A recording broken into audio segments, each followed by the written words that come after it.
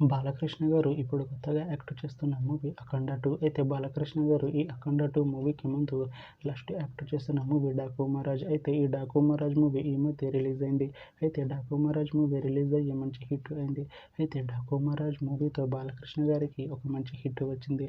అయితే బాలకృష్ణ గారు 'Daaku Maharaj' movie release తర్వాత కాస్త టైం గ్యాప్ తీసుకొని ఇప్పుడు మళ్ళీ ఈ 'అఖండ 2' మూవీలో యాక్ట్ చేస్తున్నారు బాలకృష్ణ గారు.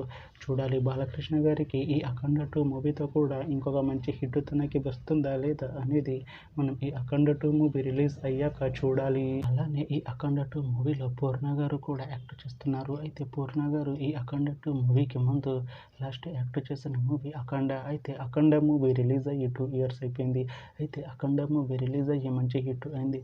అయితే 'అఖండ' మూవీతో పూర్ణ గారికి ఒక మంచి హిట్ వచ్చింది. అయితే పూర్ణ గారు 'అఖండ' మూవీ రిలీజ్ తర్వాత 2 ఇయర్స్ టైం గ్యాప్ తీసుకొని ఇప్పుడు మళ్ళీ ఈ 'అఖండ 2' మూవీలో యాక్ట్ చేస్తున్నారు పూర్ణ గారు. చూడాలి పూర్ణ గారికి ఈ 'అఖండ 2' మూవీతో కూడా ఇంకొక మంచి హిట్ తనకి వస్తుందా లేదా అనేది మనం ఈ 'అఖండ 2' మూవీ రిలీజ్ అయ్యాక చూడాలి.